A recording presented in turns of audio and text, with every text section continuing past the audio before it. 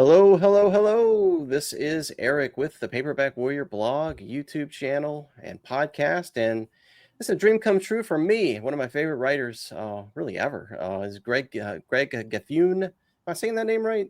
Gifune. Yep. Yeah, Gifune. I've never heard anybody say it out loud, in terms of Yeah. a broadcast or anything. If you did, they probably said it wrong. Yeah. Right. But yeah, you're my guest today, and you're a tremendous writer.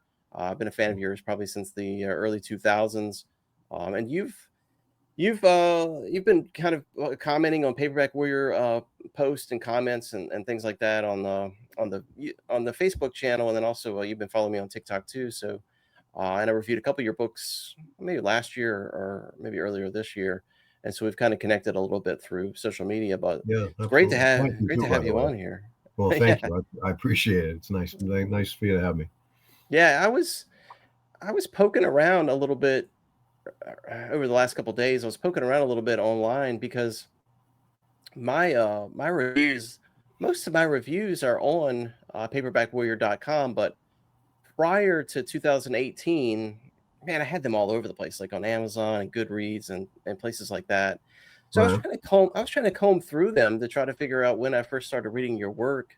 But as far as reviews go, I think I can go back as far as 2013. So 12 years of dabbling in your books and novellas. Well, I'm glad you stuck around. Thanks. Yeah, most Appreciate definitely. it. Yeah, I mean, you really need no introduction, but just in case someone out there isn't too familiar with your literary work, I'm going to do my very best in saying Okay. you've been professionally published since the 1990s. Is that right? Well, yeah, if you count, yeah, late 1990s. I Yeah. had my first short stories started to get published, but I didn't really get going until about 2000, 2001. Yeah. Okay. That's why. Yeah. Yeah. I see that you had your short stories were in magazines like Night Terrors, Dread, Outer Yeah. Darkness, and Yeah. then in a magazine that you edited as well called The Edge. Hmm. So you kind of you broke into the business kind of like the old pulpsters did back in the day, writing for the pulps. Well, yeah, what was interesting was when I first came into the business, there was the whole zine culture, Mm, which was really cool. And it was most of the people that you know today who are being published started there. yeah. Um, it's especially if they've been published for a while.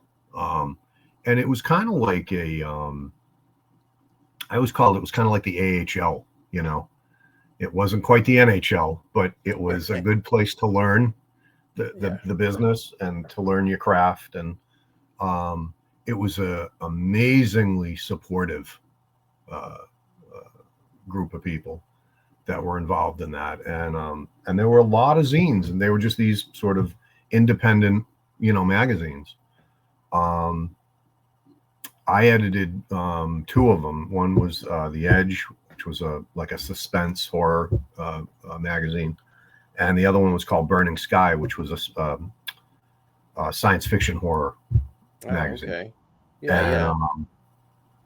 they got, I mean, we were in Borders, and when Borders was around, and Yeah. we had a distribution and all that, but it was really kind of a place for where people could get seen, and you could learn, and you sort of honed your skills there, and you got better, and then eventually, if you could do it, you moved up from there. But yeah, that's where I got my start. That was how, when I first came into the business, that's where everybody was. That was, Yeah. I mean, Brian Keene came up through that culture. Guys like Weston Oaks, everybody, basically everybody, Mike Liamo, all the guys that were, and I'm forgetting tons of people too, and I haven't mentioned any of Sandy DeLuca, a lot of people came up through that. So yeah, that's how I started. It's great that that everyone was encouraging each other. There was a camaraderie there, and not a cutthroat business at the time. I mean, there's always that element, you know what I mean? There's always one or two that are, Yeah. but this was it wasn't pre-internet, but it was pre-social media. Yeah.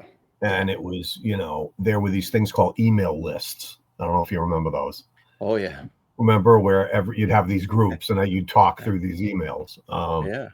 So a lot of it was like that, and so there wasn't as much. It wasn't. I don't know. Like a lot of the poisonous stuff was kind of came with social media. That like before that, yeah, there were still people that didn't get along and didn't like each other, and had their moments. But I mean, it was a lot more civil, Yeah. which was Yeah. nice. And really, we were all kind of in the same boat. We were all new. We were trying to get somewhere. We were trying to get noticed. We were trying to be, move to that next level. We wanted to do something. And sometimes when somebody from that culture sort of hit it, you kind of felt, like we all hit, well, okay, that, so, it was a nice time. It was, there's always been that element to the business, and there always will be, I suppose. Right. But, Yeah. but it was nice to, it's funny, like today people talk so much about, the horror community or this community, which I don't even, honestly, I don't believe exists myself, but I think there's just a series of cliques essentially that are, that you put them all together, you've got a community, I guess, but that's not my bag. But yeah, this was different back then. It was different. It was a lot more, it was just a lot more supportive, and it was genuine, because like I say, we were all kind of in the same boat. It was like we were in the minors and we wanted to get to the majors, yeah. And so you did what you could do, Yeah, that's right. Well, you're I'm trying to think. I was looking. Your story collection Heretics was your first published work. Is that right? Well, it was my first book. I had Yeah. stories published. Yeah. All the stories in there had been published except for the novella Heretics. Yeah. And this would have been 2001 with Delirium. 2001, I think. Yeah.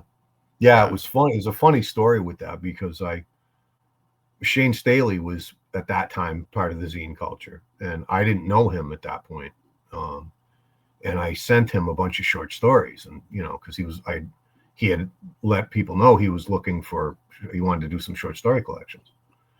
So I sent him a bunch of stories, and Shane is a very kind of low key guy. He doesn't rattle easily. He's very even. And his letter back to me was this was it. I don't see anything here I have any interest in. And I was like, oh, okay, well, that went well. No. So what I did is I kind of I did a little more research into what he was accepting.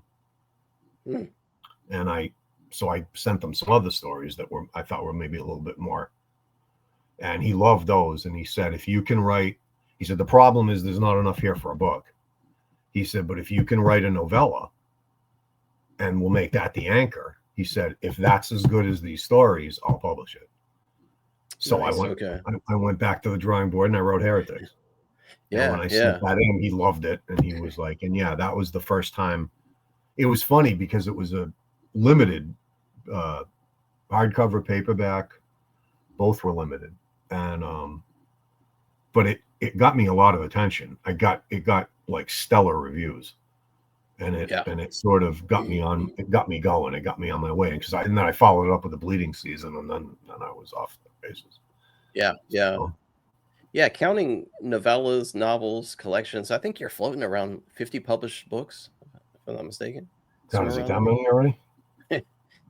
Yeah, no, it's quite a few. I thought it was 20 something, but there might be. There might be more. I think you had 40, like maybe early last year. Counting what's coming out. I know there's a lot. My poor agent has to keep, files on all the different where they are, what's happening. Are they, that took a while for her to put that together. Yeah, I'm sure. Well, you're extremely productive, and man, you've got a lot of stuff going on. That's one of the reasons why I want to reach out to you, because you got so many things in the works, and we're going to get into sort of the past, the present, the future, and sort of kind of dive into everything. But okay, anybody who watches my channel and listens to my podcast, I tend to go chronologically, and I always start at the beginning when I'm talking about writers and bibliography. So, are you cool if we kick this thing back to like the 1970s? We'll go back. Whatever We'll you go want, way back. whatever you want to do. Sure. Hit We'll me. take the mystery machine back in time here. Okay. So you grew up in Massachusetts, but you've lived Predominantly. like New York City, Peru, Boston. You've been kind of all over the place. Yeah. Well, there was two parts of that. One is as a kid, because we lived in some different places. And my family's originally from New York, from Utica, and in the New Hartford, Utica area. And I lived in New York City as an adult, briefly. Peru, we lived there for a year when I was a kid.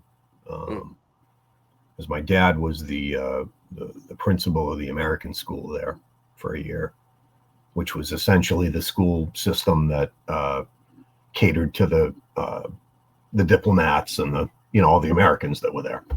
Yeah.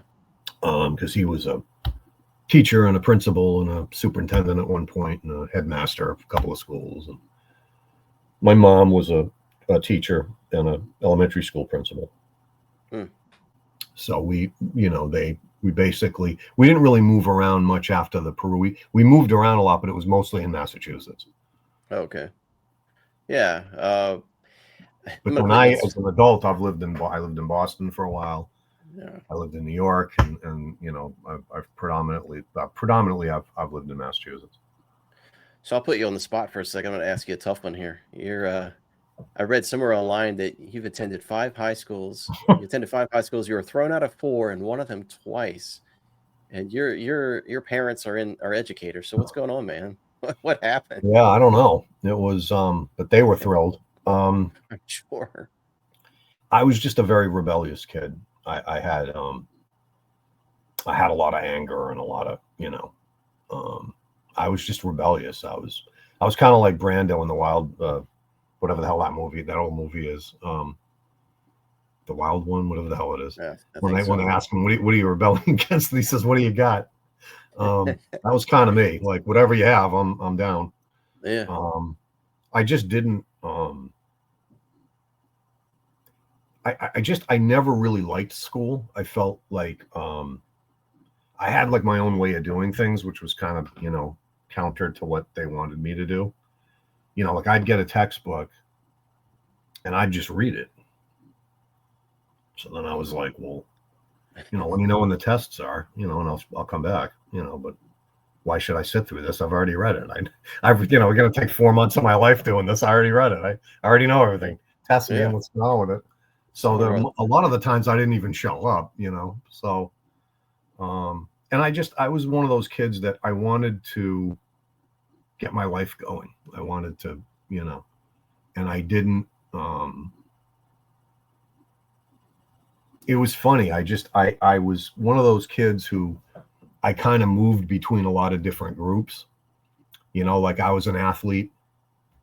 And so the jocks, they accepted me because they respected me as an athlete, but we weren't friends. We didn't like hang out, but I was also into theater. So I would do theater stuff. So the theater kids, like I was with them, but I wasn't one of them. You know what I mean? So, and, I liked partying and rock and roll and all that. So I was a lot of times I was with the burnouts, so I could move all around these groups, but I was never really of any of them, Yeah. So it kind of led to me, like, just being kind of doing my own thing, which is what I've always done. And, some people and some institutions react well to that and some don't, and, when you're in school, it's not, you can't just do what you want to do. And that was kind of my MO, was like, I'm going to do my own thing. And at school, I was bored most of the time at school. I just didn't, it just wasn't. I think had I been a little older, if I had been able to do high school in my 20s or 30s, I'd have done a lot better. Yeah. Yeah. But at that point in my life, it just wasn't of any. I felt like I could just do, learn what I wanted to learn. And I didn't like being hassled. I still don't. I have a huge problem with authority. I always have. It's gotten a lot better now, because I'm getting older. I'm mellowing out a little bit. But I had serious issues with it back then, and that led to a lot of problems. So Yeah. it just kind of was the way it just kind of happened. It's not something I'm terribly proud of, but it's I don't really apologize for it either, because I felt like a lot of the stuff that I tried to call out too I thought was legit, and it just, you can't fight the system like that when you're that age. You can, but you're not going to win. So No. it didn't work out great. The one that I got thrown out of twice, the principal there was actually a friend of my father's. And so he went to him after I got thrown out of there, and I went to another school and I got thrown out of there. So he went back to his buddy and said, please take him back, because I can't get this kid into anywhere. And so he did, and then I only lasted a couple of months, and then I got into a thing I had a physical confrontation with a teacher that that didn't go well for him, and so ultimately didn't go well for me. So it was a tough time, but yeah, I don't know that I'd change it, because I think all the things you do lead you up to yeah. But it led. My life has gone in a lot of different directions, and until I corrected it, it was. I had moments where I had it, but it was years later before I really turned things around. Yeah, I was gonna say you were a trained actor, broadcaster. You worked at radio, and I guess you maybe did some TV writing, producing. A Was little this bit, the sort yeah, of was this the a little bit. gateway into writing ultimately? Well, the writing for me was always part of me. I was one of those kids that knew what he wanted. I knew what I wanted to do my whole life. I wanted to write, and I wanted to be an actor. Those were my main things. And I just didn't, I didn't know how to get there, but that's what I wanted to do. And then when I was, what was I, 13, 14, something like that, I started in summer stock theater and did very well there.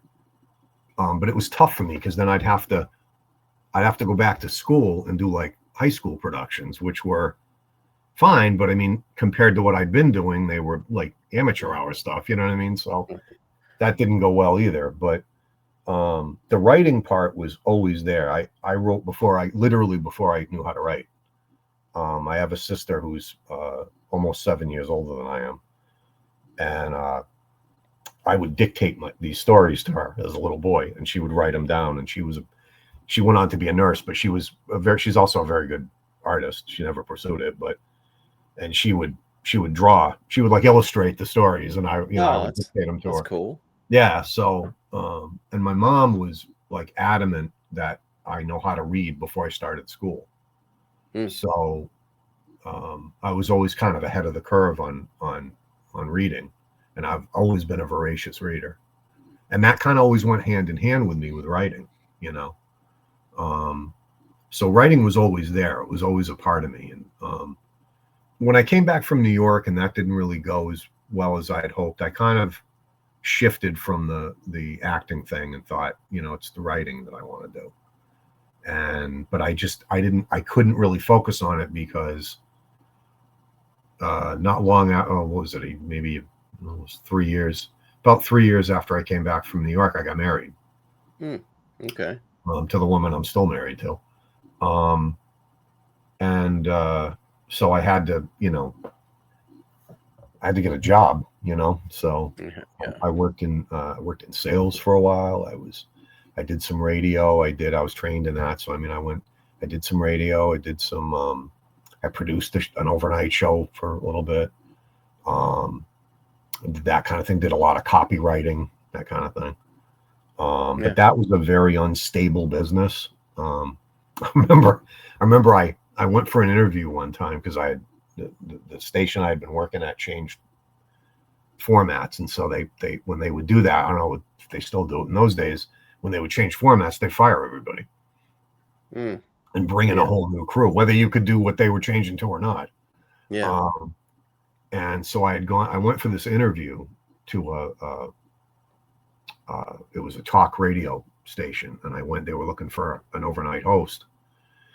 So I went and I interviewed for that. And I remember I walked into the program director's office and there were all these rock and roll posters all over the wall.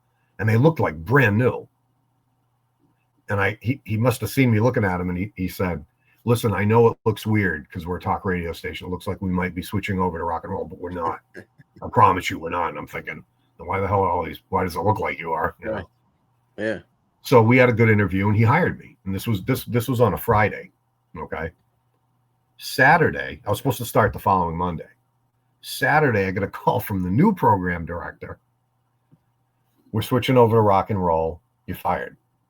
And I said, I'm fired. I haven't even started yet. I said, I'm supposed to start Monday.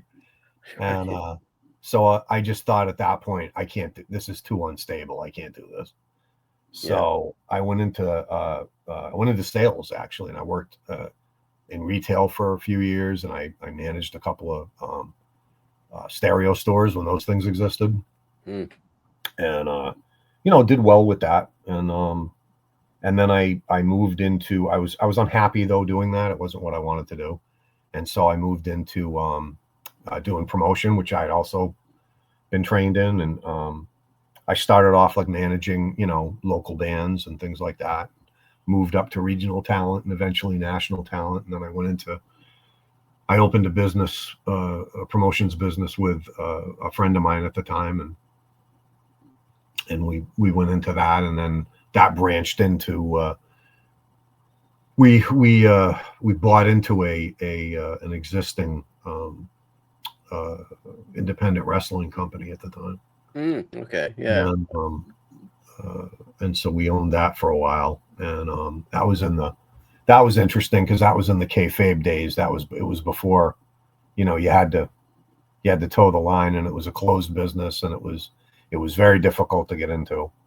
Nobody trusted anybody. It was a lot of, there were a lot of other, in those days, a lot of other things tied up in it. Was this early 90s or late 80s? This would have been, early 90s. Okay, yeah. And, it was a different kind of a life. I mean, and it just wasn't really conducive to being married.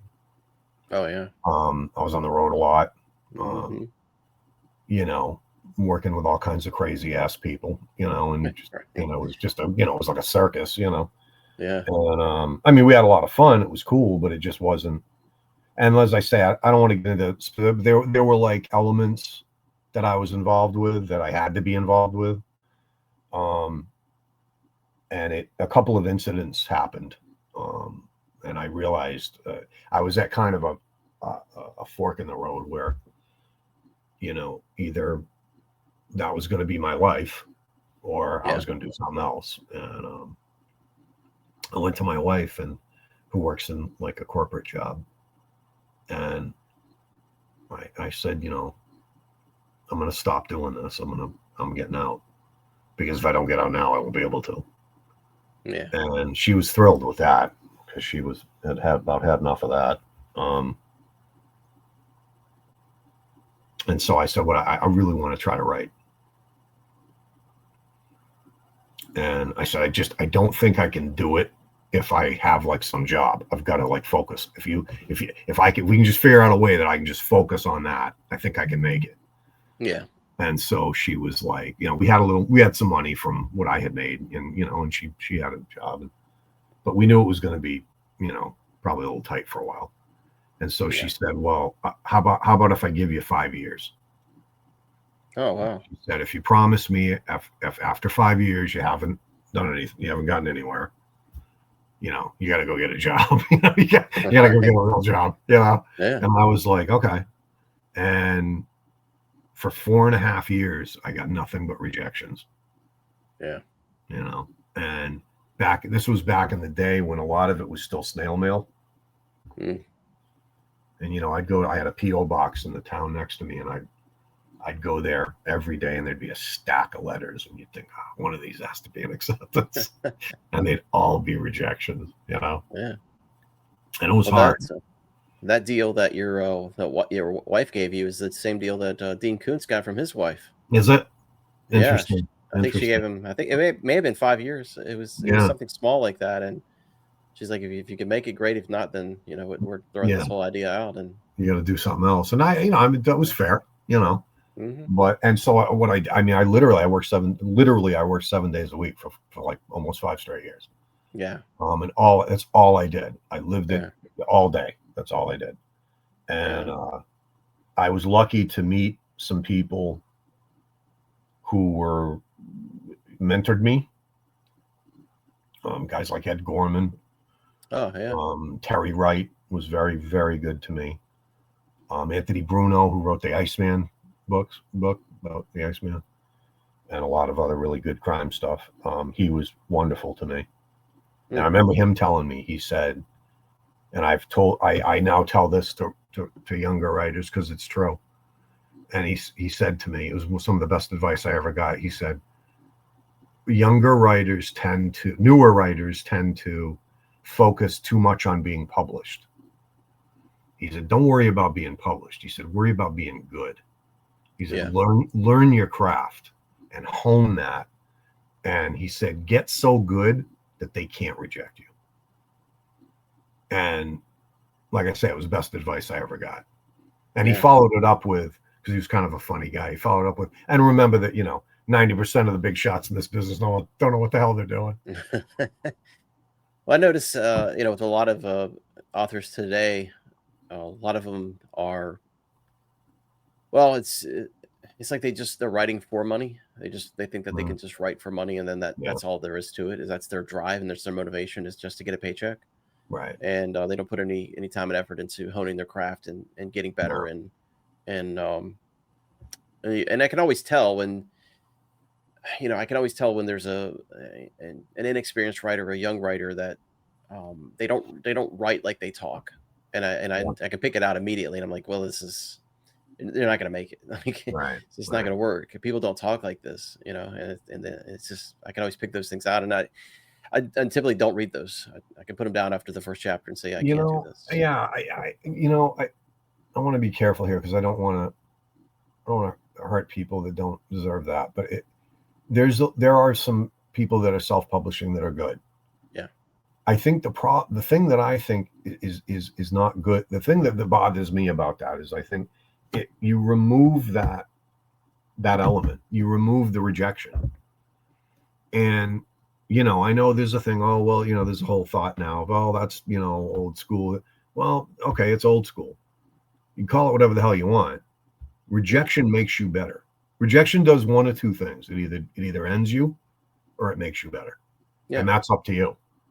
But without any kind of, if you never have any pushback, I don't think that helps you artistically. I don't think that helps you as a writer. It's good to have pushback. It's good to have, it's not, and nor should it be, the end of the world when somebody says no. Yeah. That should motivate you to, and like I said, like Bruno told me, just let that, make it a motivator. Yeah. And that's, I think sometimes some of the writers that self-publish are lacking that. I think it's different if you've established yourself a little bit and then you maybe self-publish a little bit, but I think to never have gone through that process, you might still be okay, you might still be good, but I can guarantee you with that, if you go through that process, you'll be better. Yeah. Because you don't have any choice. Yeah. But when I started, the whole self-publishing thing was really frowned upon, and it was expensive, and it was totally vanity stuff. It wasn't, taken seriously at all. Yeah. Nor should it have been at the time. But yeah, I think the focus is what it is. If you're going in, if you want to be a writer because you want to make a bunch of money, you should probably pick another profession, because most people aren't making a whole hell of a lot of money. If you can make a living in this business, you're doing something. That's why I'm grateful that I can at least make a living. But you want to go into this business because you got something to say. Yeah. And you want to, whatever it is, you want to entertain people, you want to get some message out to people, whatever it is you're trying to do,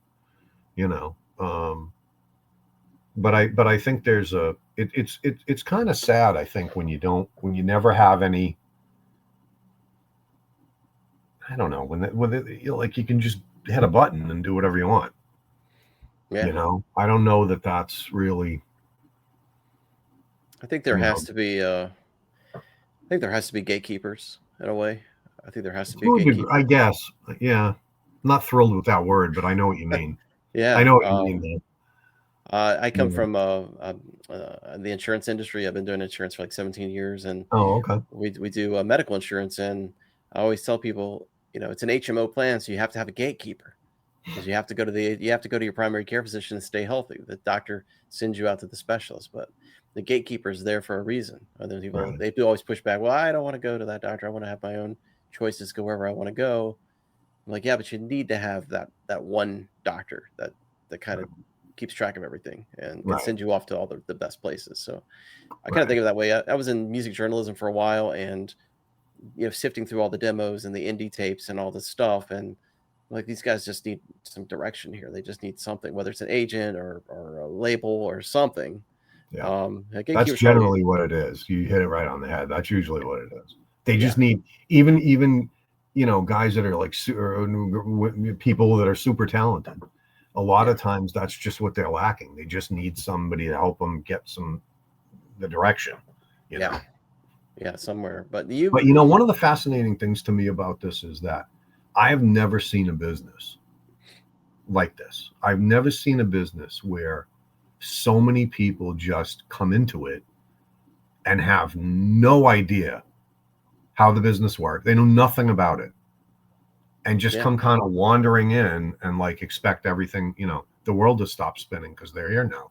And it's astounding to me. I don't really get that. It's like, like I said, I think that's why I feel bad for writers coming up today because they don't have that structure that we had.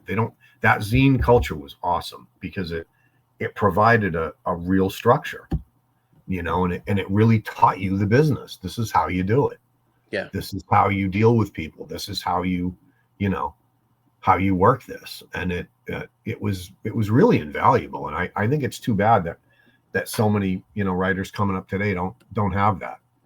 I wish there was something like that today, some equivalent, because I'll bet you, I don't know, but I mean, my bet would be if you talk to 20 people that were in that culture that came up through that, they're all going to tell you the same thing. yeah, yeah. Well, when you came out, really early on, you had, Bleeding Season, Deep Night, Dominion, so forth, and they were published by a small house called Delirium Books, which we touched on earlier, Right. and you were really a staple of that publisher. How did you even get involved with them early on? Like, how did that even get set up? Well, like I said, with Shane, with those short Oh, stories in the that's collection, right. but Yeah. then from there, Did he own after, Delirium? he did. Okay. Yeah.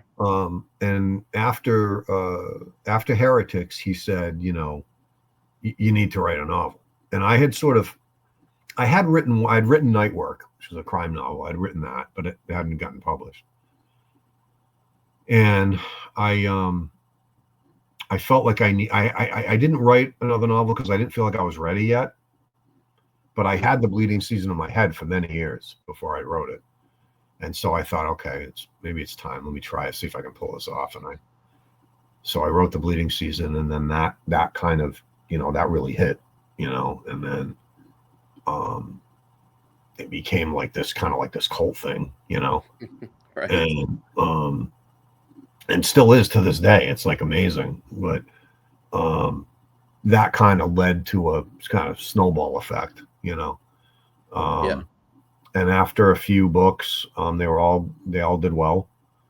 I mean, Deep Night I remember Deep Night was reviewed by Library Journal, and they said it was classic.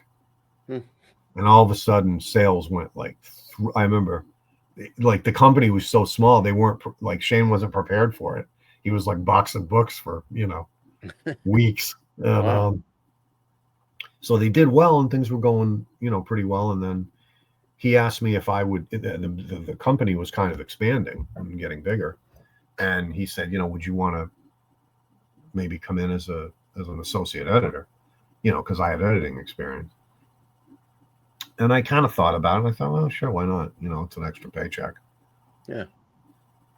And so I did that for a while, and then when Delirium became Dark Fuse, and he told me what his plan was. He said, I want to keep doing the limiteds and the smaller runs. He said, but I want to do, like, he was way ahead of the curve on the whole ebook thing. Yeah. And he knew that was coming and it was going to be big. And he said, I want to do that, and I want to back it up with paperbacks, and I want to be able to hit, I want to be everywhere. I want to just, and he really had a really good plan and a good, idea of what he wanted. And he said, I want you to be the acquisitions guy. And so that's what I did. I ran the novel line, and I supervised the novella line, which was run by a guy named Dave Thomas, who's out of the business now, but unfortunately, and then that just sort of went from there. I mean, I always worked other places too, but that was predominantly where I was for several years. Yeah, and those watching at home and listeners, we're talking about talent at Dark Fuse. We're talking about guys like Ron Malfi, Jeff Strand, Alan Riker, Tim Curran, Gary Fry. There's at least 3 of those that I discovered. Yeah, and Ron and I are friends to this day. He's a great guy. And Ron was funny. I remember he had what the hell was the name of the book? Passenger, I think it was. Yeah. And I found that in the slush pile. Really? Yeah, and I read it, and I was about halfway through it, and I'm like, Jesus, this is, it really stood out, Yeah. And I finished it, and the minute I finished it, I'm like, I'm taking this. And so what I used to do is when I accepted something, I would call the person. If I had a number, I would call them. And so I called Ron, and I told him I was going to take it. And, I worked with him, we edited it, and it was, it did well. And he just, kept sort of going, and when we just got to be friends. And Tim Curran's another one. I discovered him when I was doing The Edge.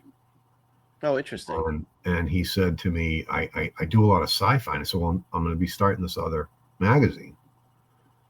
And he became a staple in that. He may have been in every issue. If he wasn't, he was in almost all of them. So I helped to give him his start. And I'm proud of that. I'm proud that I think these are guys that they're very talented guys. They would have gotten there anyway. But I'm glad that I had the chance to maybe help them, at least get their foot in the door and start. So, there were a lot of guys like that, and several female authors as well.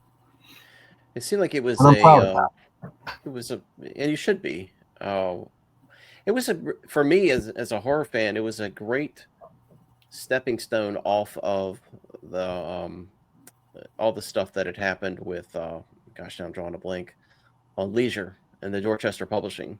When that folded, I think a lot of us were looking for the next publisher to kind of support and kind of rally around and find new authors and new books. And Dark Fuse was there, and like you said, they were cutting edge on a lot of stuff. With their ebooks and the way that they packaged their novellas and some of their hardcovers and things like that. They catered to readers, but they also catered to collectors as well. And it was really a great hybrid. And that was the plan initially, was to do that. That was to cater to both. And to pull it off, to be like kind of his idea initially was to be sort of more mass market, but to retain that collectors market too. And he pulled it off. I mean, it's unfortunate. A lot of people, there are some people that are still angry with Shane, and I think if they really knew what happened there, they would understand that there's no reason for that. I see. I can't really get into why Dark Fuse ended up folding, but I can tell you this: it was not it was nothing to do with what he did.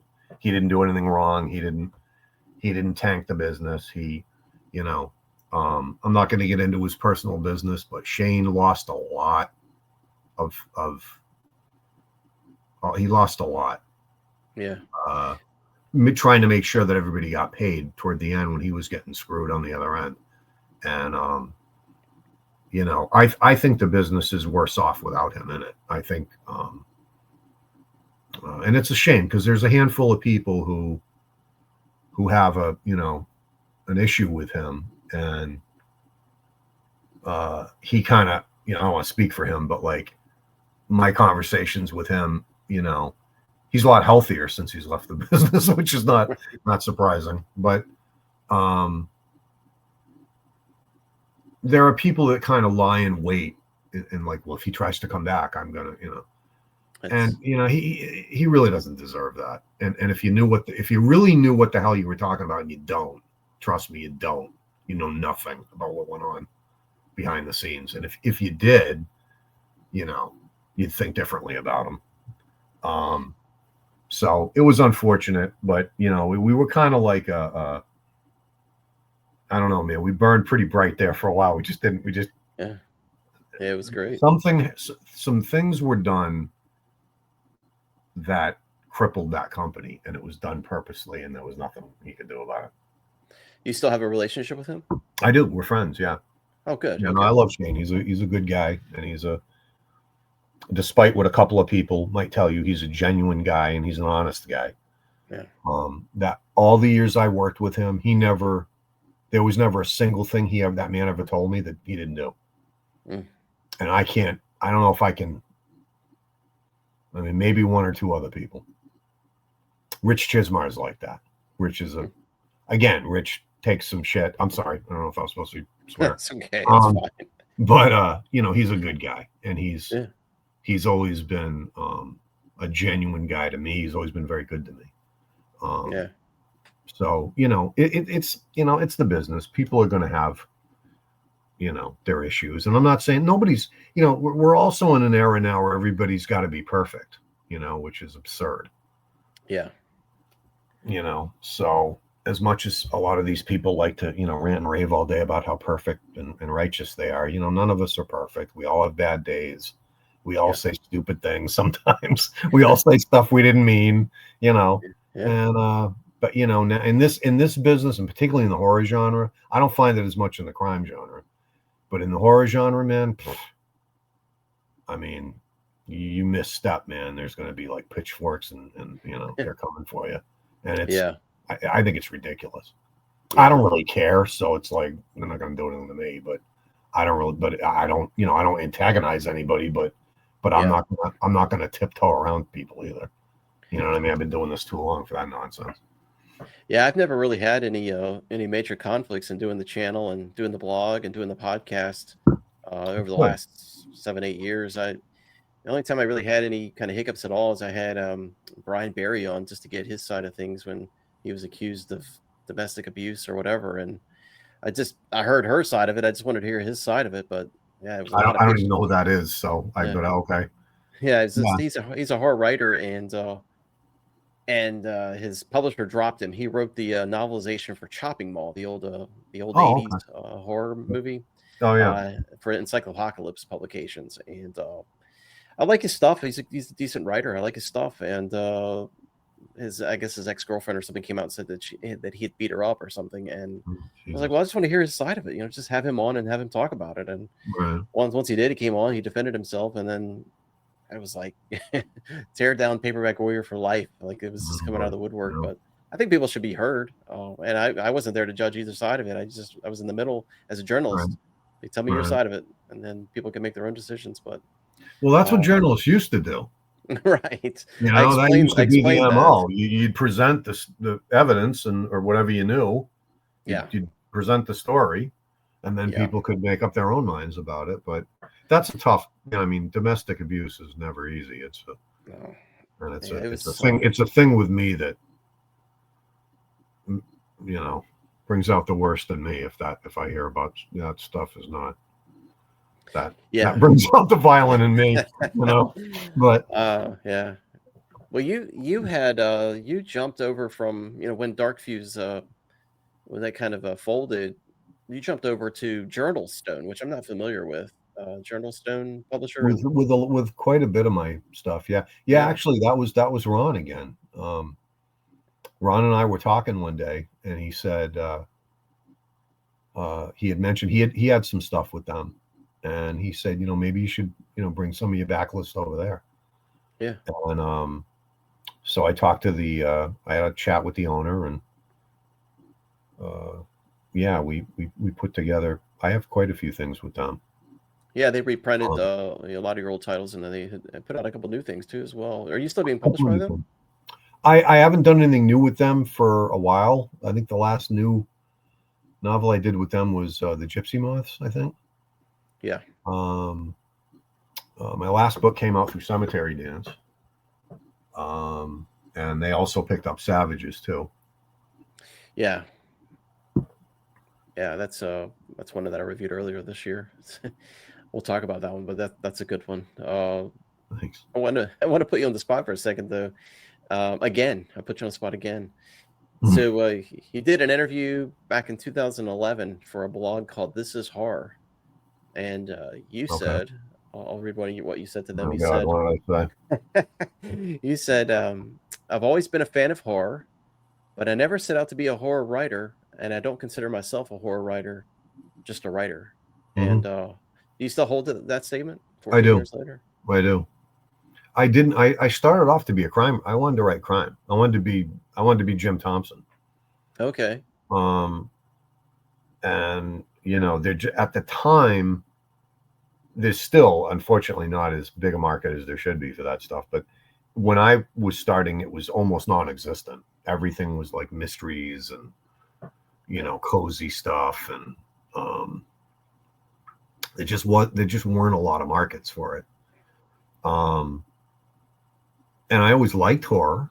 I read a lot of horror stuff, and but I never set out to be a horror writer. I still don't uh, uh, describe myself. If somebody asks me what I do, I don't say I'm a horror writer. I say I'm a writer, because Yeah.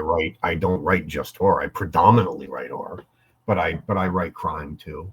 And I try to do like a cross, like I'm better known for more literary type horror, Yeah. but I also like to do the pulp stuff too. I like to do Yeah. stuff like Savages and stuff like Pack Animals that's coming out. That's kind of it's my homage to like the paperbacks of the 70s and 80s, and the exploitation movies and the drive-in movies of the 70s and 80s, and that stuff I just I love that stuff.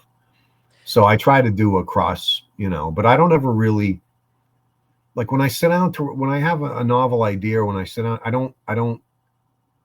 don't think of it in those terms. It's whatever it is, it is. Yeah. I don't mean anything against people that say they're horror. I'm not saying that in a superior way or in a critical way. And it's just, I just don't consider I don't want to box myself in like that. Yeah. You know? Yeah.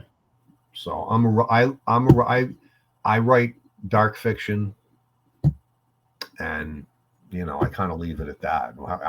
I let readers decide whatever the hell it is. They want to say it's horror, that's fine, it's horror. They want to say it's something else, that doesn't matter to me.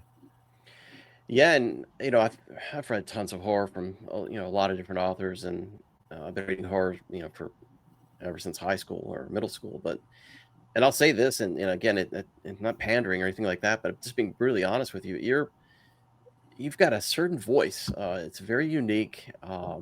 Your writing is, I can normally nail it within like the first chapter. I can normally sense it's you. Um, Thank you you. know, and early in your career, one of the reasons why I was drawn to you so much is you you would use weather elements to capture a type of isolation, and you kind of force these characters to live in this world of whether it's rain, like gosh, like the Rain Dancers, for example, or a snow or a coming storm, like Lords of Twilight, View from the Lake, Winter Sleep, I think is another one. But how important is it to create atmosphere within these stories? You've got a brooding, isolated sort of Yeah. atmosphere with these characters to dwell in. For me, it's hugely important because that's what kind of drives it for me usually. I try not to get too caught up in the weather part of it, but it depends on the work. Like Deep Night, for example, the snow is almost like a character. Yes. The elements are almost like other characters. So it depends on what the piece is. Other times it just helps to kind of establish a mood, or like you said, a sort of sense of isolation or that kind of thing. But I think weather's a good tool. You don't want to rely on it too heavily, but I think if you can use it as a tool and a means to do what I just said, then I think it can be effective. Yeah, I think with your type of horror writing, things like the boogeyman, the monster under the bed, the so-called stereotypical horror elements, they aren't really in your face in your books. Instead, there's like real world themes that are actually the horror. Like you've got regret, loss, dependency, marital abrasion. You've got a host of struggles that your character is dealing with, and when you're writing, you put that first and foremost in most of your books. And sometimes when I'm reading your stories, at the very end, I'll say, was there really anything supernatural here? Maybe, it's because you kind of leave it open-ended sometimes. With a lot of my stuff, I do. Yeah. The only stuff where I'm really kind of, what my friend and colleague Robert Dunbar would say is subtle as a sledgehammer, is with the pulp stuff, because you have to be more in your face with that stuff, because that's what it is. Yeah. But yeah, generally my stuff, I try to be, I try to leave a lot to the reader, because I think when you do that, I think you leave yourself, you leave room for the reader to kind of experience things in a different way. And I don't like to dictate to readers. Like, in other words, I want you to figure it out, and I want you to have the answer, and your answer might be different from somebody else's answer, right? Because you bring what you bring to the table, Yeah. And so I think that's what I try to go for. I try not to, well, was it this? Was it that? Well, I don't know. You tell me. I don't. I love that. I really tell do. me. You how did it affect you? What do you think? Yeah. And so I think sometimes that's a lot more effective in terms of reaching people, because you're letting them get to it rather than forcing people in a certain direction or something. Yeah. A lot of times people will ask me, well, can you explain this book, or what did you mean by? And I try to not do that. Yeah. Not because I'm trying to be cutesy or whatever. It's just, if I do that, to me it's the equivalent of, like, if you went to an art gallery, right, and you're looking at this painting and you're experiencing it, and you're looking at it, and it's however it's speaking to you, right? Yeah. And then the artist comes up and says, well, what do you think? And you tell him, and he goes, no, this is what you should think. Yeah. See, I think that's counter to art. Like, I just want people to experience what I do. However you experience it, that's up to you. Yeah. Because I feel like my job's done when the book's done. Once it's out in the world, I have no more control over it. Yeah. And I don't want to control what people think or how they react to it or how it affects them. I mean, listen, I'm no different than any other. Of course I'm manipulating the reader to a degree, but I want you to maybe go in certain directions, or to see certain things, but the manner in which you experience it, and ultimately what you take away from it, I want that to be yours. That's not that. At that point, it's yours. That's not mine. Yeah, I love that, and I think it makes it really unique. It's a unique reading Thank you. experience. Thanks. Yeah, when I'm reading your stuff, I don't try to do anything else. I want to just completely drown myself in that Wow, thank you. story. Thanks. Other stuff I can read like one handed and then do other things Right. because I'm Right. always reading. But yeah, with you, it's more of an experience than reading. Thank you. It's Well, like that's living one a thing I do try to do. I do consciously do that, is I want you to pay attention, yeah because with my stuff, a lot of it, if you don't, you're gonna miss. Like one of the best compliments I ever had is when people say to me, when I reread your work, I pick up all kinds of stuff I missed the first time. yeah And that's, believe me, that's by design. That's not a mistake. I do, there's nothing, I can tell you this, there's nothing that I do in my stuff that isn't on purpose. yeah I even have a book, I won't tell you which one it is, where I purposely was wrong. I did something that I knew it wasn't the correct information, but I had the character present it that way anyway. okay And what's really interesting is I've never been called on it, and it blows my mind, because I'm like, once you realize it, you'll understand maybe more about what the book's really about, yeah But that's part of the experience to me. yeah It's I just want people to. I feel like too. One of the things I try to stay away from is this whole concept of, whenever I can, I suspended my disbelief. I feel like if you have to do that with what I've written, then I've failed. yeah I hate to hear that, because I want you to buy what I'm selling. yeah You know what I mean? I want you to believe what I'm telling you. yeah I want you in. I want you to be like so deep into this that you're buying it. You don't have to remind yourself that this is impossible, because I try to make you question as a reader, is this possible? Could this be happening? yeah Just like it's says, if you can get the reader to experience it along with the character, then there's a million ways that can go. And that's what makes it interesting in the first place to me. Yes, it kind of reminds me of some of the things that the Twilight Zone did so well. Just Yep. putting those weird situations out there and just letting you come up with your own conclusion. And David Lynch, who's like a hero of mine. I yes, mean, nobody did it better than him. And yeah, he was great. Whenever anybody asked him, what can you explain it? He'd always just say nope. I've seen some descriptions of your work compared to David Lynch. Yeah, it's an honor. Believe me, I'm always thrilled whenever I hear that. Yeah. Is there anything that you've written, novel, novella, or anything like that you kind of stepped back from and said, like, "Whoa, that's really dark." Like, have you ever caught yourself stepping back for a moment? Yeah, it's happened. I have a personal connection to everything I write. It's just a matter of degrees. So some of the stuff that's usually my really dark stuff is, I have a pretty strong connection to it, and I'm trying to work something out. I'm trying to, it's cathartic for me in some ways. But yeah, there's been Deep Night was tough. Deep Night, it was funny for a couple of reasons. Because one, I had the Bleeding Season came out, and it was a big hit, and everybody was kind of waiting for what I was going to do next. Was I like a one-hit wonder, or was that going to be and I was thinking that myself.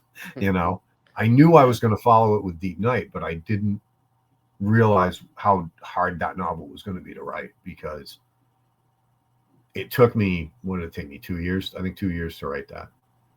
And I revised it so many times, and I couldn't get it where I want. I kept missing with it. And I was talking to my sister one day. We were just having coffee, and we were chatting, and I told her, she said, "How's the new book coming?" And I said, "Oh, it's killing me. I can't seem to." And after we talked for a few minutes, she said, "Well, I think what you need to do, she said, you're trying too hard to top the bleeding season. Hmm. You know, you have to look at it like the bleeding season's the bleeding season. This is its own thing. And I thought, yeah, I need to, that's exactly what I need to do. Yeah. And so I kind of, you know, approached it again that way.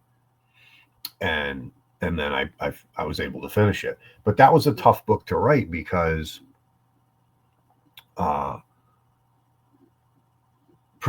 was a lot of truth in that book, like the bleeding season. You know, as a kid, I suffered from, I've since come to know that they weren't actually night terrors.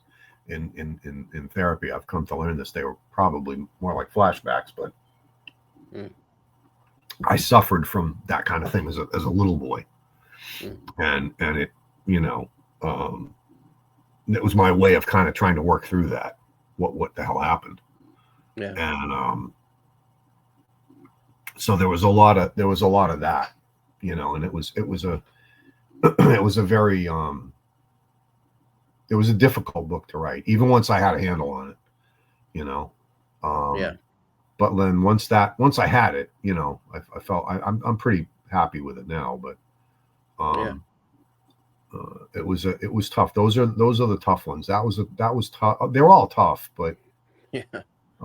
Like Smoking Crimson was another one that came out about a year ago. That one, Jesus, that one, like, that really beat the hell out of me. But because I tend to do, again, I'm going to quote Rob Dunbar, who's a dear friend of mine and a terrific writer. Wrote The Pines, among, you know, many other things. Yeah. And he said, you do what I do. He said, we were talking one day, and he said, you do what I do. You method write. And I said, yeah, I think it's from my time as an actor. You know, you do the method, you know, but there's a truth to that. So it's kind of, unless it's a novel like, you know, the pulp stuff, which is a little bit easier to do. The rest of the stuff, it takes a lot out of me. It's a, you know, I get in there pretty deep, and I'm usually in there trying to figure something out for myself too, you know. Yeah. So yeah, I just reread The Rain Dancers the other day, and you know, it's a short book. So that's a dark one. I was gonna say that one got you every time. Yeah. That's filleted. Yeah. You know, so, but well, you know, I think that has one of the great villains too. I think, yeah. If I could figure out how to use him again, I would, but I can't. Very charismatic. Yeah, but just crazy, and it was that he was actually based on a guy that I met one time. Oh shit. Yeah, and I was just like, he was just one of those guys that you were just like, and believe me, I've been around some people. But this guy was just one of those guys where you were like, at first you thought he was kind of, oh, is this guy genuine? Is he really that nice? Or is he putting me on? Or what was this? You know, I didn't trust him at first. I thought, what the hell's this guy's deal? And then I realized it's kind of like when you're talking to, you ever talk to somebody that you don't know, and at first they just seem kind of eccentric or whatever. And then they say something with like a completely straight face, and you go, oh, okay, you're nuts. You're like, this guy's crazy, right? It was kind of like one of those moments where it was like, all right, this guy the devil? What the hell's the deal with this guy? Jesus, God almighty. You know, it was just like, he just all of a sudden hit you with something. You'd be like, oh, okay. And I remembered thinking, I got to use this sometime. You know, I got to use this. And that's how he was born. But that's a pretty dark. I'd say that's about as dark as my stuff gets, but yeah.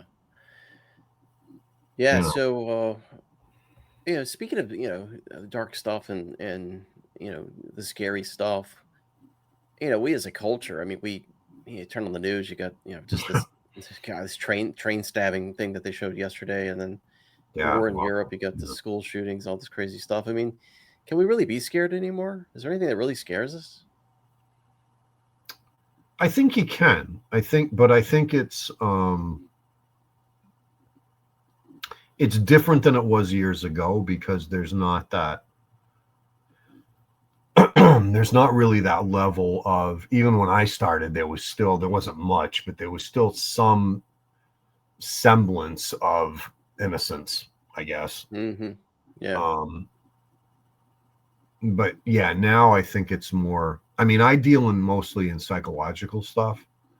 Yeah. So I feel like doesn't matter what's going on, because if I can get in your head, Right. I got you, Yeah. So, Yeah. but I know what you mean. It's more of a challenge in the kind of nuts and bolts part of it. And I think that's sad. I think it's sad that we're so desensitized. I think I don't want to get into politics and stuff, but I think it's horrific. You want to talk about horror, that we've got children being slaughtered, and we're just like, oh, well, I guess, guess that's how it's going to be now. Right. That's just, that's a whole new animal, Yeah. Yeah, it so really is. I don't know what the hell you do with that. Yeah. But I think I kind of deal more in what's going on in people's heads than what's going on outside. And I try to blend the two, but yeah, it's certainly it's getting harder. I mean, you're not Right. wrong. I mean, Yeah. Sadly.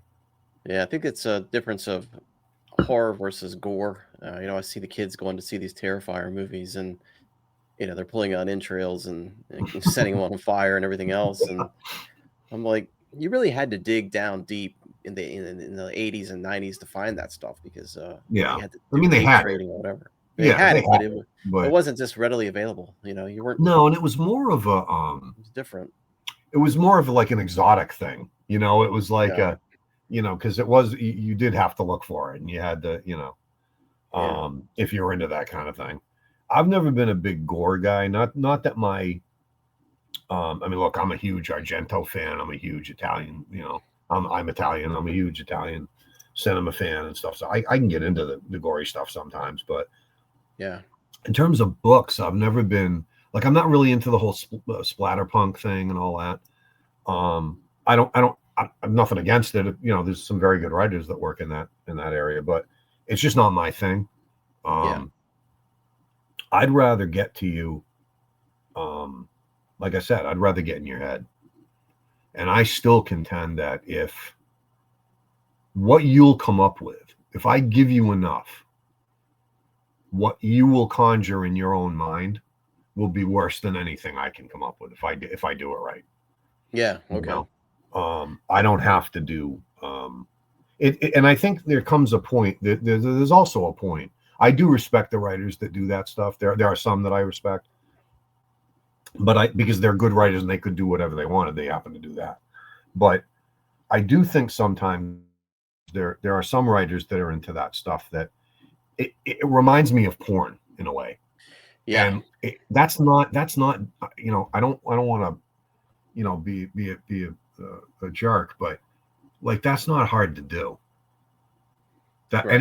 anybody can write pornography. Anybody.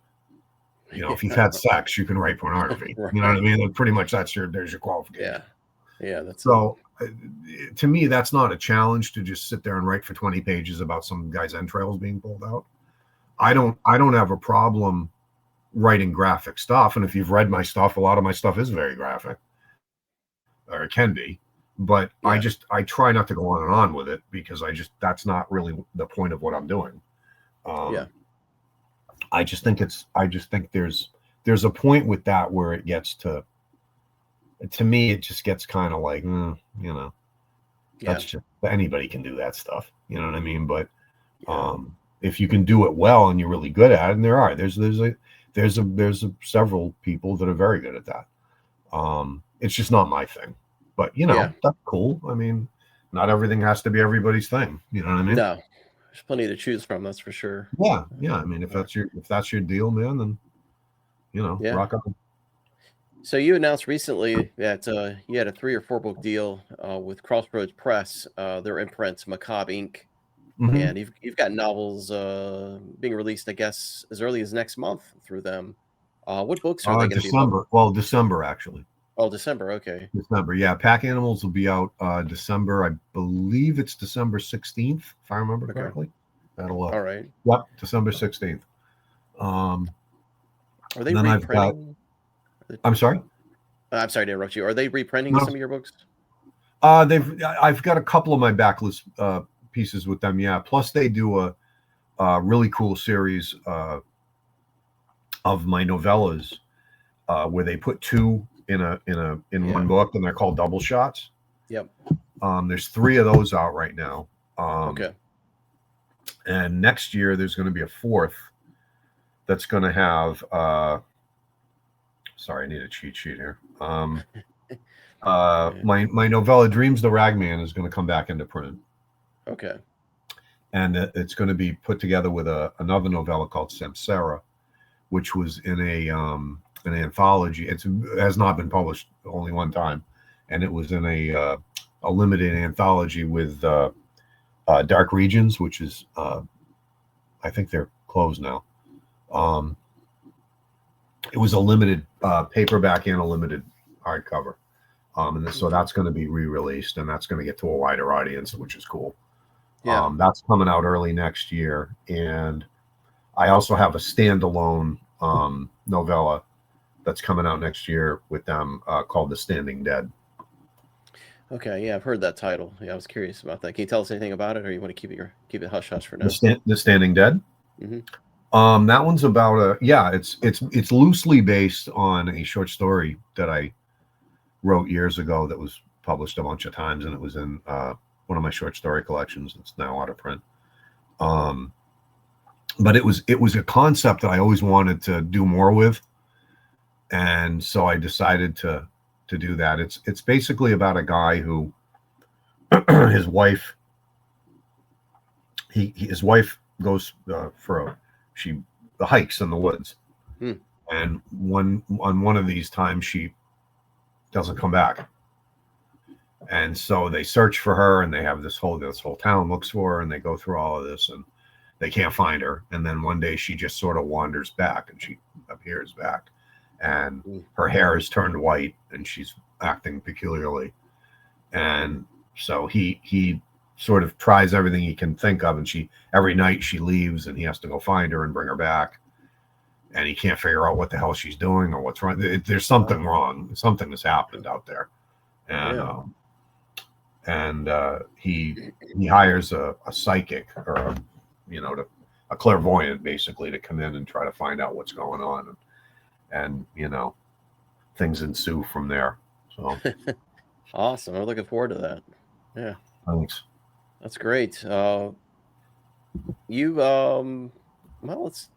Let's talk about what you've got coming up in December. You mentioned earlier Pack Animals. Yeah, and thankfully we had a special treat for fans and your fans and horror fans in general. For Pack Animals, your publisher and I guess you and your agent, whoever, allowed us to everybody everybody lined up so we could reveal the cover on social media and put it out on the paperbackwarrior.com blog. At the time of this recording of this interview, it's set to come out this week on our social media channel, but for this interview I wanted to reveal it here as well, because people come in from all kinds of different areas now: social media, the blog, the podcast, the YouTube channel. We're kind of all over the place. So awesome. Some people may not have seen it on the on social media. So let's go ahead and break this thing out. I'm gonna preface it by saying that Zach McCain did this one, and he worked with you back in 2022 with your Savages book. He did. He also worked with us at Dark Fuse too. Oh, did he? Okay. Yeah, he did several of the Dark Fuse covers.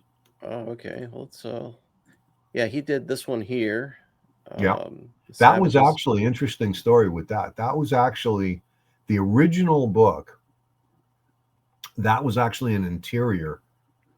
The original Savages, when it was first published, that was an interior illustration, because initially they were concerned that maybe it gave a little too much away. And so they put it on the inside of the book, and they just had the woman running, for the cover. But when it was re-released, we decided to go with this because it was. I mean, how do you not Right. love that? How do you not love that cover? It's You know. great. And I mean, Zach is just he's just a sweetheart. He's such a nice guy, and Yeah. he's a very talented guy, and he's just an absolute joy to work with, and he's got the whole retro cover thing like He does. down. He's amazing. Because when Yeah. we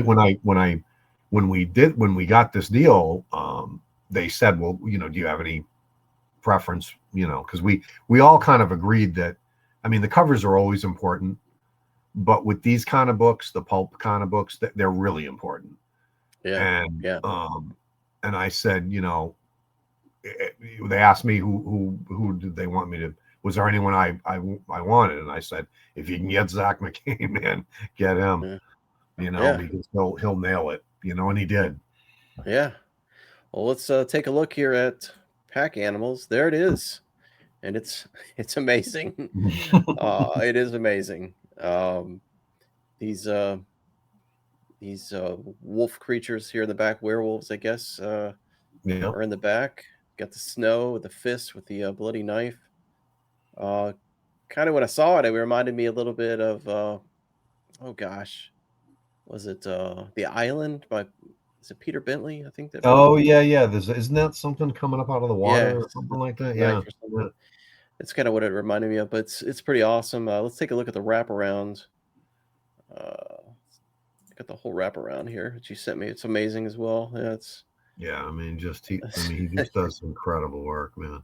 yeah. So I'm gonna have pre-order links in the description of this video, so you can go ahead Great. and pre-order that one. Yeah, you'll be able to pre-order the ebook and the paperback. And yeah, and this one, is it a werewolves hunts the hunter kind of thing? You don't want to spoil it.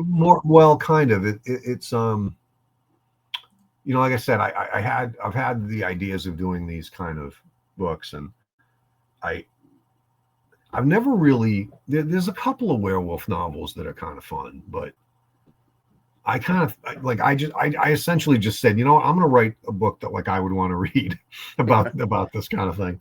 And it's essentially about a group of guys who have been friends since like high school, and they're middle-aged now and have families and the whole bit. And one of them gets divorced in a kind of really messy divorce. And he decides to leave, and he moves up to this town in the mountains up in New Hampshire, and where there's this property that's kind of a steal, and he buys it. But not long after moving there, he realizes something's wrong. There's something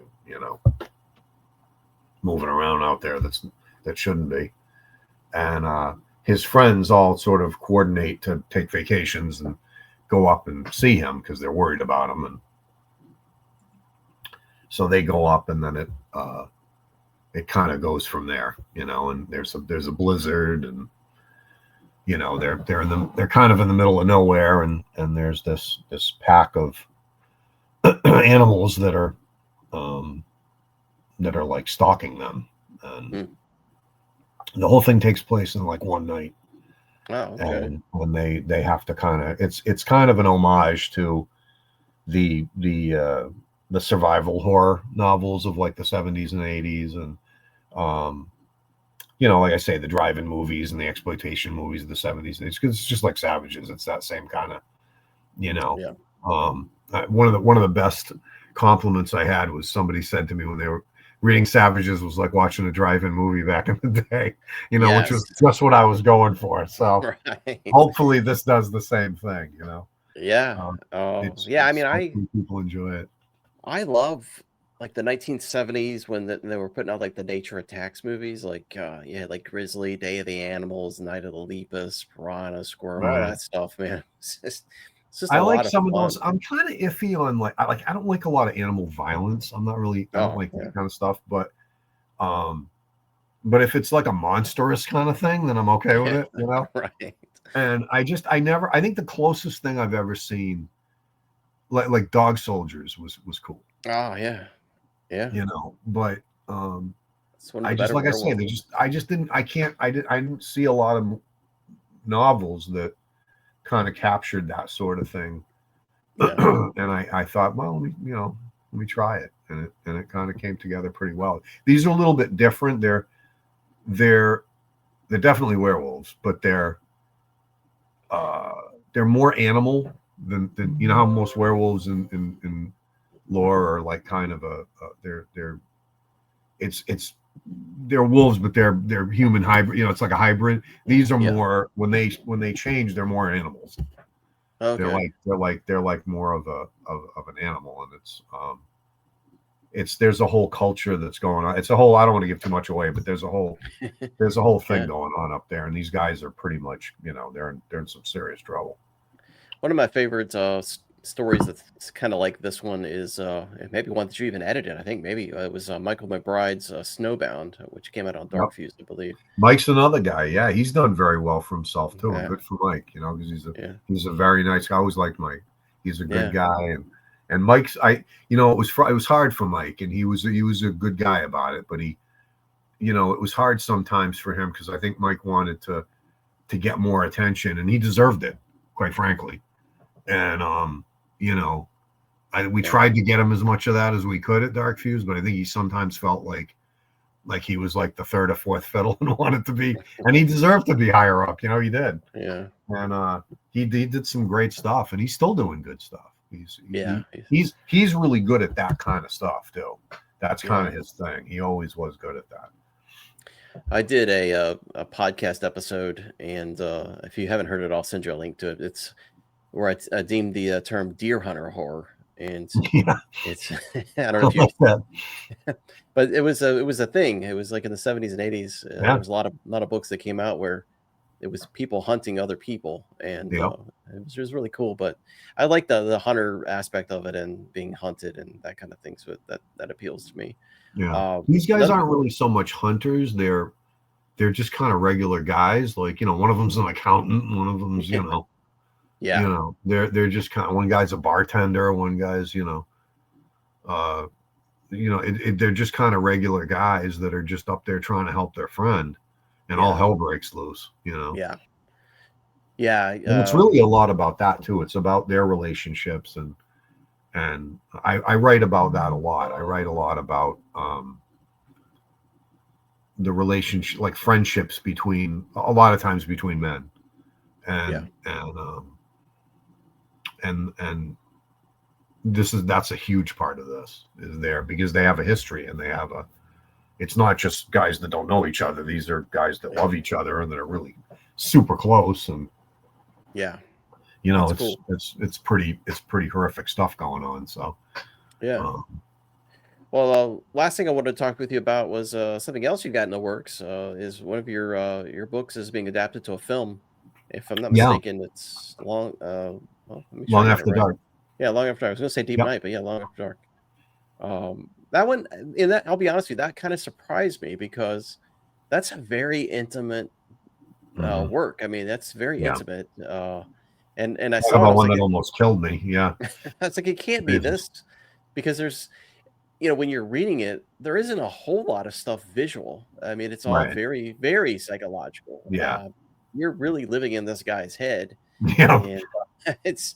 I was like, how do you get a movie out of this? But it's almost like it could be a one camera movie kind of thing. But Well, it kind of it's partially going to kind of be like that. okay, It's not going to be like that through the whole thing, but it's going to be a very kind of intimate film too. There's really not a lot of characters. right, And you know, the main character is pretty much in everything. So,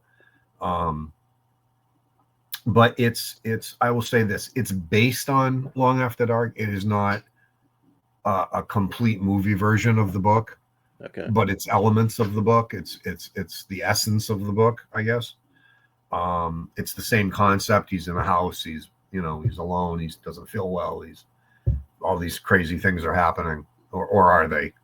right, yeah, And Eric Shapiro, who's another very good friend of mine, and incredibly just like he's one of these guys that's like, there are people that are talented, and then there's people that are like scary talented. You know, he's just one of these guys that can do like he's an amazing writer. First of all, I've never known anybody where you can just give especially the screenwriting. I mean, he's a good novelist too, but I mean, you give this guy a concept and he'll give you a script that's like, it will blow the top of your head off.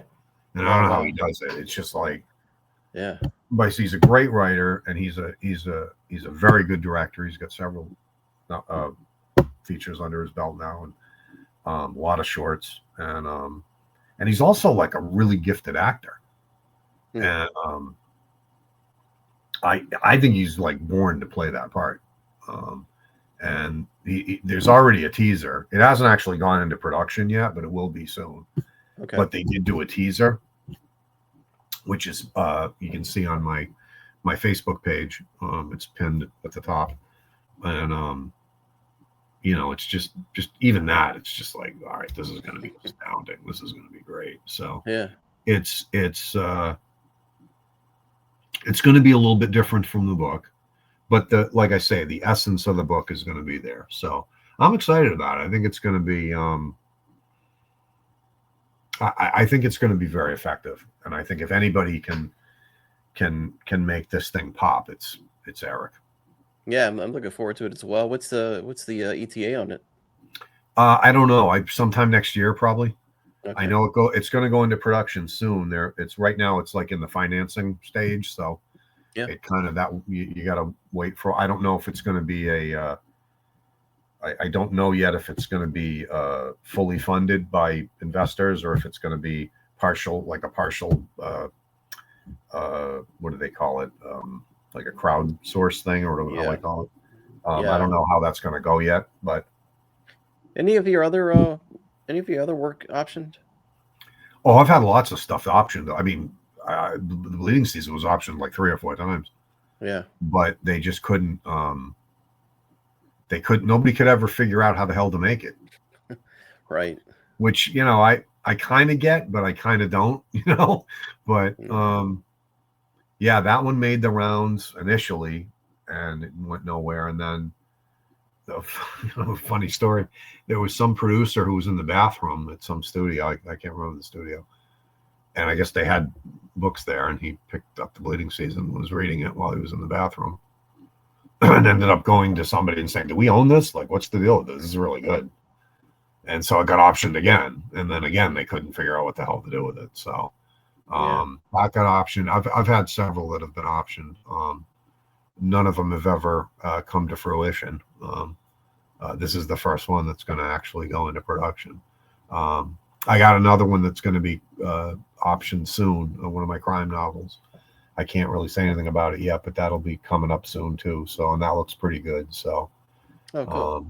You know, the movie stuff is hard. It's Children of Chaos is another one. That one's been, there's a brilliant script that and that one is like the book. That's the book. There's even most of the dialogue is even the same. But it's a brilliant script, and that's been bouncing around Hollywood for several years. And at one point there was a director when I was with Paradigm for a while, that there was a director attached. There was, you know, it looked like it was going to go. And it's a, you know, the whole Hollywood thing is, it's a strange, you know, you never know what the hell until the money's in the bank and it's the movie's up on the screen. You never know, you know. Yeah. I got a friend of mine. He's had his book optioned several times, but he's always happy when he gets the rejects because he's like, "I'll take the check every time with these options." That's it. I mean, at least you get paid. Yeah, I mean, who cares? And you know, if something comes to fruition, great. I mean, you know, I also have another project that I'm working. Eric's a part of that, and another friend of mine, Greg Shaporian, he's a part of it too. It's a movie that we're just waiting for finance. We sort of created, and Eric wrote the script, and it's with a pretty, you know, dominant, pretty big, you know, outfit, and we're just the financing has come in. We're just kind of waiting to see if we're going to get any of it, and if we are, how much, you know. Right.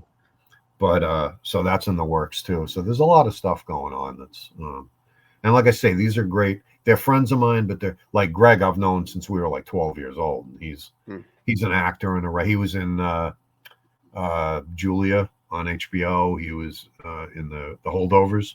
I don't know if you saw that with Paul Giamatti. And he's a writer too, and of course Eric's involved, and so we've got that going too, and hopefully we'll have some word on that soon too. Awesome, so man. Lots going on. Thank God, a lot going on. I'm just glad you fit me in today. Yeah. No, I'm glad. Thank you for having me. I appreciate it. I love what you do, man. I love your style. I was immediately drawn to it because I love that. I love that kind of stuff. So, and you do a great job with it. So, but I appreciate you having me. Yeah, this has been a dream come true. It's been a real pleasure talking with you about all of your past works, how you broke into the business, and all this great stuff you got going on now. So again, I've got pre-order links in the description of this video. So go out there and get your copy of Pack Animals, and I've got links in here for Greg's Facebook page as well. You can always follow him. He's always, if you like food, Greg's got some great looking casseroles and meats on there. So be sure to check that out, as well as his beautiful 3 dogs. We got 3 beautiful dogs. Thanks, man. All right. Well, thanks so much, man. But yeah, check out paperbackwarrior.com for hundreds of reviews. You've got links to videos, and follow us on Twitter, X, Facebook, and we'll catch you next time.